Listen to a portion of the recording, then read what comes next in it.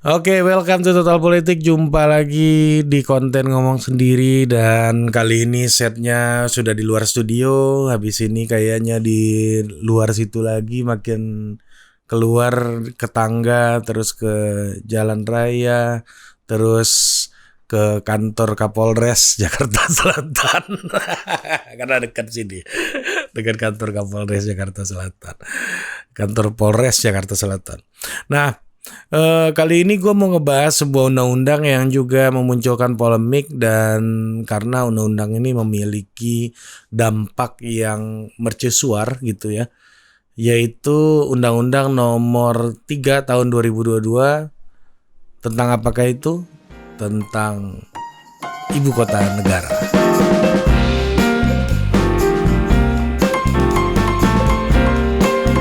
Jadi dari pihak pemerintah mengatakan bahwa perlu adanya penguatan terhadap undang-undang ini ya. Karena ini memang usulan pemerintah. Waktu prosesnya itu gue ingat banget, prosesnya begitu cepat ya, dalam waktu beberapa saat aja undang-undangnya langsung diketok oleh DPR yang cukup getol menjadi juru bicara dari pengesahan undang-undang ini ketika itu adalah politisi Golkar Bang Doli, Ahmad Doli Kurnia, yang banyak berbicara tentang undang-undang ini karena memang ikut terlibat penuh dalam pembuatan undang-undang ini. Dan pemerintah menolak anggapan bahwa pembuatan undang-undang ini dilakukan dengan cara yang tergesa-gesa ya. Padahal ini kayaknya satu dari sedikit undang-undang di Indonesia yang sebelum dilaksanakan aja gitu ya, itu udah direvisi lagi gitu. Kan kita belum pindah ibu kota sama sekali ke sana gitu. Jadi kayaknya belum jadi ibu kota baru tapi udah direvisi lagi. Pemerintah menolak ini dilakukan karena tergesa-gesa. Menteri Bappenas atau Kepala Badan Pembangunan Nasional Pak Suharso Manoarfa menolak itu, mengatakan bukan, ini gak tergesa-gesa, ini penguatan aja katanya. Ya itu tergesa-gesa dong. Kalau udah kuat ngapain? Kalau mau nguatin dari awal dikuatin, kenapa harus sekarang? Tapi ya udahlah, memang lebih baik cepat disadari dan cepat dimitigasi selama masih bisa diupayakan hari ini, lebih baik ketimbang nanti suatu hari ketika melangkah semakin jauh itu menjadi persoalan yang besar gitu. Nah, salah satunya isunya juga yang masuk di dalam pembahasan undang-undang ini mengenai tanah juga ya. Katanya memang ada dari kalangan investor yang merasa ingin pemilikan tanah di daerah IKN ini dipermudah gitu. Jadi memang dirasa hari ini masih pengaturan itu masih belum terlalu memberikan efek menarik bagi kalangan investasi gitu ya. Jadi memang ada anggapan akhirnya bahwa negara dikendalikan oleh para investor, dan ini menurut gua sangat bahaya ketika negara memang mengikuti bahkan merevisi undang-undang karena ingin mengakomodir keinginan dari investasi gitu. Jadi negara ini udah kayak orang dagang gitu. Ini agak bahaya karena rule of law atau penegakan hukum, law enforcement, itulah tugasnya negara gitu. Bukan menyesuaikan hukum dengan kehendak atau kemauan dari pihak-pihak eksternal, non-state actor yang mana itu memperoleh keuntungan dari sebuah kebijakan pemerintah. Ini yang paling bahaya nih. Jadi negara ini nggak boleh dikelola dengan cara kayak orang dagang. Lu mau apa, gue bisa sediain, gue sediain ini, lu mau beli gitu. Ini agak bahaya sih menurut gue, karena kalau cara mengelola negara seperti orang berdagang ya nggak ada bedanya negara sama pedagang gitu kan. Negara ini harus punya kedaulatan penuh, harus punya sikap yang penuh terhadap kebijakan-kebijakan yang sudah diambil gitu. Tapi lepas dari perdebatan itu semua ya, ini kita bisa berdebat panjang gitu ya, sejauh mana kalangan investasi, kelompok investor bisa diakomodir kepentingannya, sejauh mana kepentingan nasional jauh lebih penting gitu. Itu bisa kita berdebat panjang. Ada yang mengatakan ya buat apa kalau keinginan investor tidak diakomodir, nanti cara ngebangunnya gimana? Siapa yang mau hidup di situ? Tapi di sisi lain, ini objek vital negara. Ini sebuah aset vital negara yang mana kedikdayaan sebuah negara, terus kedaulatan sebuah negara di ibu kota itulah muncul simbol-simbolnya gitu. Apalagi ada narasi-narasi bahwa ini adalah kota yang tidak terjerat dan tidak terikat dengan kolonialisme. Ini adalah sebuah simbol Indonesia maju dan lain-lain gitu. Jadi kalau simbol Indonesia maju, ya disitulah kewajiban negara itu harus hadir penuh untuk memastikan bahwa sebuah kebijakan-kebijakan itu sesuai dengan kepentingan nasional gitu. Kepentingan nasional, kepentingan rakyat itu di depan dari kepentingan bisnis atau kepentingan para pencari profit. Nah, ini yang menjadi hal terpenting pada prinsip dalam mengelola negara gitu. Nah, di sini kita sejauh mananya kita bisa berdebat panjang gitu, tapi pada prinsipnya seharusnya seperti itu. Nah, hal yang menjadi sorotan gue adalah soal komposisi pengajuan revisi Undang-Undang Nomor 3 Tahun 2022 tentang IKN ini. Yaitu ada Partai Nasdem yang tadinya sempat ingin melakukan peninjauan terhadap poin-poin revisi. Mereka menolak untuk langsung menyetujui, walaupun pada akhirnya menyetujui juga. Sementara PKS dan Demokrat itu secara tegas sudah menyatakan bahwa mereka tidak mendukung dari undang-undang tersebut. Nah, sisanya partai pro pemerintah itu jelas arahnya mendukung pembentukan IKN gitu. Nah, bahkan PKB lewat Wakil Ketua MPR RI Jazilul Fawait mengatakan bahwa ya udah, Nasdem daripada tidak berpihak harus meninjau-ninjau lagi, keluar dari koalisi pun nggak apa-apa katanya. Jadi pembahasan undang-undang IKN ini tidak bisa kita lepaskan dari konteks tahun politik di Indonesia gitu. Jadi memang walaupun pada akhirnya Nasdem bergabung gitu, tapi sempat melalui berbagai macam dinamika yang tidak seperti partai-partai lainnya yang betul-betul partai-partai pendukungnya Pak Jokowi maksudnya, yang betul-betul dari awal ingin secepatnya undang-undang ini disahkan sesuai dengan kepentingan pemerintah gitu. Oh iya, satu lagi, gue lupa. Ada satu poin juga yang menarik ini yang muncul dari pembahasan, yaitu badan otorita.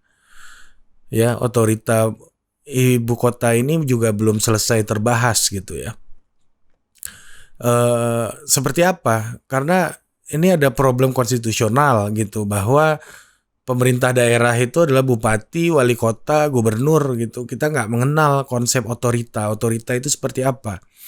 Nah, dengan itu apakah undang-undang ini juga tidak bertentangan dengan konstitusi nantinya gitu. Nah, apalagi di dalam konsep revisi nanti itu juga salah satu tema yang ingin dibahas itu juga bentuk pemerintahan dan pengelolaan daerah ibu kota negara Nusantara ini gitu. Nah, oke. Gue balik lagi ke soal politik tadi ya. Seperti yang sempat gue jelaskan bahwa ada terjadi dinamika dari Nasdem terutama yang memang sudah menyatakan diri sebagai pendukung calon Presiden Anies Baswedan yang dipahami oleh publik sebagai antitesa dari pemerintahnya Presiden Jokowi. Nah, istilah antitesa itu disampaikan oleh Zulfan Lindan, ya, seorang politisi senior gitu. Masih di Nasdem nggak dia? Kayaknya udah enggak deh. Nggak tahu juga deh. Nah, itu intinya kayak gitu. Jadi artinya kalau ada bicara koalisi-koalisi dalam konteks setuju atau tidak setuju dalam Undang-Undang IKN ini, kita tidak bisa lepas dari konteks Pilpres 2024, di mana setiap calon sudah mengatakan bahwa menyatakan kesiapan. Bahkan Mas Ganjar pun yang menunggu keputusan Ketua Umum PDI Perjuangan itu menyatakan kalau negara memanggil gitu demi Indonesia, demi bangsa, ya saya siap gitu. Kalau diperintahkan partai saya siap gitu. Jadi sudah mengatakan kesiapan. Mas Anies juga udah deklarasi, bahkan Pak Prabowo juga udah deklarasi. Kang Emil peringkat 4 survei juga udah deklarasi juga akan maju. Bahkan sempat di kontennya Total Politik Kang Emil juga bicara soal akan mencalonkan menjadi calon presiden, akan berikhtiar gitu untuk menjadi calon presiden.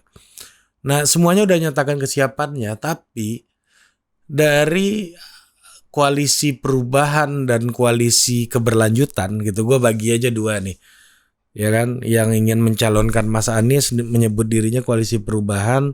Kalau yang ingin menunggu arahannya Pak Jokowi atau seiring dengan pemerintahannya Pak Jokowi akan menyebut dirinya koalisi keberlanjutan gitu. Mungkin di sini ada 2 koalisi gitu, di sini 1 koalisi gitu. Mungkin kalau 3 calon. Nah, baik dengan asumsi itu, baik antara koalisi perubahan maupun koalisi keberlanjutan, itu belum bicara secara eksplisit sikap mereka soal IKN. Ya. Kita dengar Mas Ganjar udah siap menjadi calon presiden, tapi kita belum dengar gagasannya soal IKN. Apakah berani melanjutkan IKN ini, akan fight untuk IKN? Atau Mas Anies sebagai koalisi perubahan, ya, itu juga belum secara eksplisit mengatakan proyek IKN akan saya lanjutkan demi keadilan sosial bagi rakyat Indonesia gitu. Jadi belum disebutkan juga oleh Mas Anies. Jadi dalam situasi hari ini kita melihat bahwa baik itu calon keberlanjutan maupun calon perubahan belum menyebut posisinya sama sekali soal IKN. Pak Prabowo juga belum menyatakan diri akan mendukung IKN, ya kan? Kang Emil juga belum bicara soal IKN akan dilanjutkan atau enggak kalau dia jadi presiden gitu. Ini yang menjadi problem gitu, bahwa ternyata proyek sesensasional ini dengan budget yang sangat besar ini gitu, itu tidak ada sikap yang firm gitu, sikap yang tegas gitu dari orang-orang yang akan melanjutkan pemerintahan Jokowi gitu untuk bersikap terhadap isu ini. Apakah dia akan lanjutkan atau enggak? Gue yakin kalau melihat situasi hari ini gitu, 3-3-nya atau 4-4-nya atau berapapun yang maju nanti atau 2-2-nya gitu ya, yang maju nanti di Pilpres itu gak akan bicara atau cenderung menghindari isu ibu kota negara ini.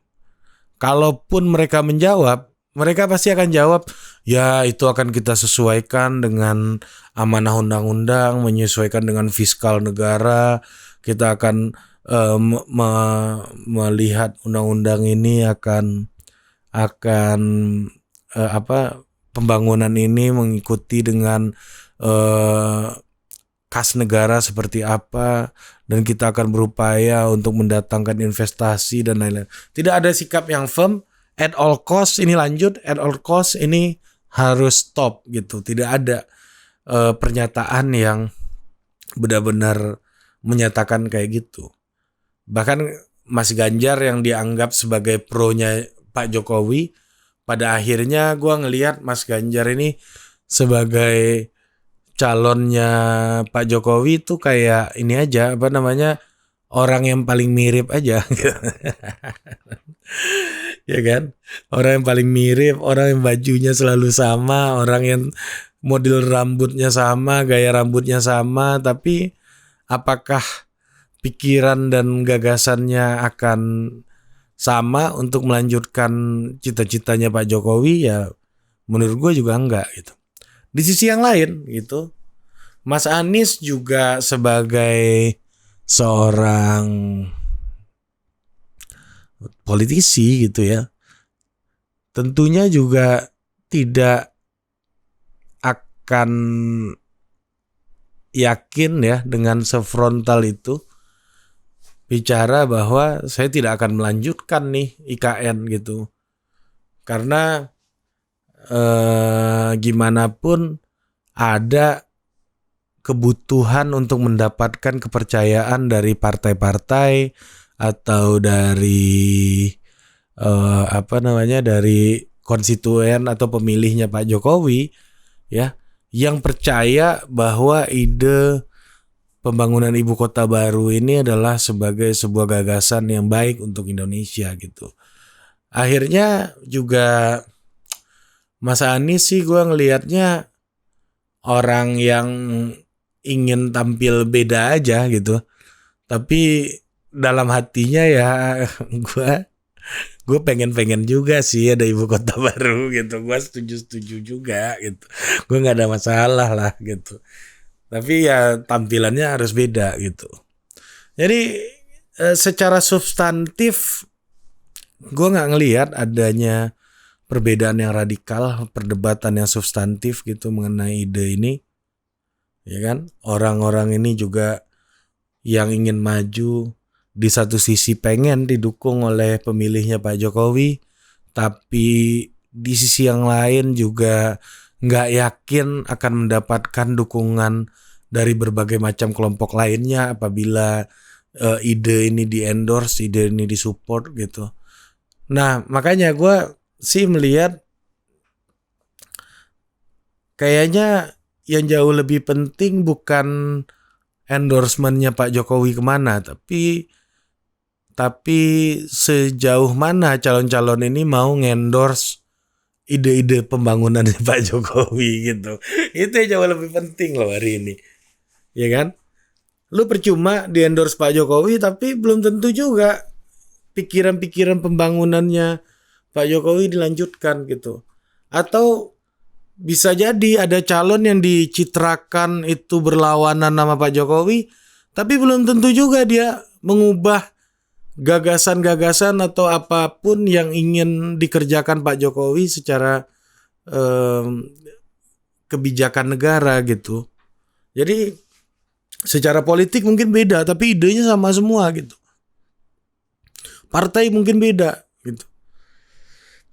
Iya kan, kalau Nasdem menginisiasi koalisi perubahan ya harusnya juga tolak dari awal, tapi kan ternyata nggak perubahan amat gitu. Tetap ada juga kan, tetap berhitung juga gitu. Jadi menurut gua sih ya undang-undang ibu kota baru akan menjadi sejenis barang panas. Dan juga pembangunannya nanti juga akan menjadi barang panas juga menurut gua, karena bisa jadi kepemimpinan setelah ini dengan berbagai macam alasan akan melakukan revisi siapapun itu, baik itu dari kubunya pro pemerintah maupun kubunya yang dianggap berseberangan dengan pemerintah. Gue berkali-kali gue ngomong dianggap berseberangan ya. Bukan karena apa-apa, karena itu anggapan lu semua aja. Jangan-jangan mereka ngopi semua di belakang. Kita nggak tahu. Makanya gue bilangnya dianggap berseberangan aja, biar aman gitu. Nanti ada pendukungnya Mas Anies lagi yang ngamuk. Pak Jokowi itu bukan musuhnya Mas Anies gitu. Karena presidennya Mas Anies Pak Jokowi. Mas Anies ini gubernurnya Pak Jokowi gitu. Pasti ada aja tuh yang berpikir kayak gitu. Tapi intinya di sini konteksnya itu yang mau gue omongin. Adanya anggapan mereka ini berseberangan gitu. Nah, balik lagi soal IKN ini ya, menurut gue, dan gue mungkin gak akan lihat terlalu mendalam secara substansinya karena sangat berat juga untuk memahami ilmu lingkungannya dan lain-lain. Semua orang punya expertnya di situ, dan gue kira di media sosial, di internet itu sudah sangat banyak diskusi pro kontra mengenai itu. Tapi yang sangat disayangkan adalah sebuah kebijakan yang akan didukung oleh uang sebanyak itu, triliunan rupiah, itu tidak ada yang benar-benar yakin gitu akan lanjut atau tidak. Ini bahaya menurut gue. Jangan-jangan memang undang-undang ini tidak pernah dibuat untuk dikerjakan gitu. Atau di sisi lain ya, undang-undang ini tidak dikerjakan ya karena tidak diinginkan dibuat sebenarnya. Dalam situasi yang tidak tepat untuk dibuat. Jadi ya udahlah, karena presiden mau, ya udah kita bikin gitu. Jadi lebih ke mengakomodir keinginan presiden aja, bukan untuk benar-benar atau sungguh-sungguh untuk dikerjakan, karena memang banyak problem ya. Kita bangkit dari pandemi, krisis dunia, ekonomi lagi slow down, investasi juga tidak bergerak ke arah sini dan lain-lain. Itu banyak sekali pandangan-pandangan gitu. Tetapi di satu sisi adanya political will dari Presiden Jokowi untuk mengurangi beban Jakarta, mengurangi daya dukung Jakarta gitu, daya tampung Jakarta, agar Jakarta bisa lebih baik dan ibu kota baru juga bisa lebih baik. Tapi ya gue gak yakin anggota-anggota DPR, pejabat-pejabat rela meninggalkan Jakarta. Gitu loh, orang tuh apa ya, lu berpikir bahwa pemandangan bagus itu menjadi hal yang menarik gitu ya. Pantai itu jadi menarik karena lu hidup di kota aja. Buat orang desa itu gak menarik, bro.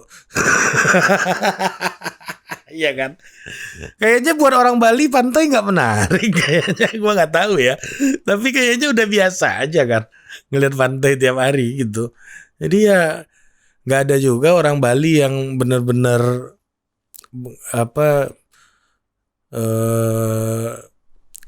jalan-jalan sore ke pantai itu kayaknya jarang. Dan orang tinggal di Jakarta itu ya karena kerumunannya itu gitu. Iya kan? Apa susahnya kita untuk tinggal di luar kota misalnya, ya tinggal kita pindah aja gitu. Tapi gak ada kerumunan Jakarta yang kita cari itu gitu.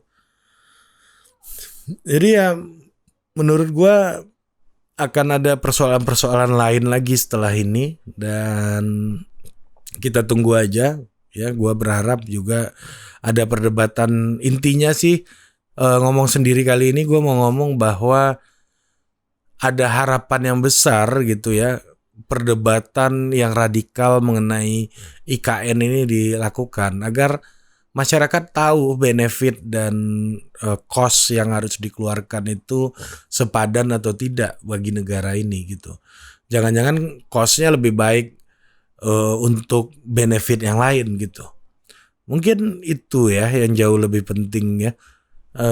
Dan yang kedua, ya udah, siapapun yang mau jadi presiden Indonesia jangan cuma bicara saya lah keberlanjutan Pak Jokowi, rambut putih, muka keriput kayak gitu.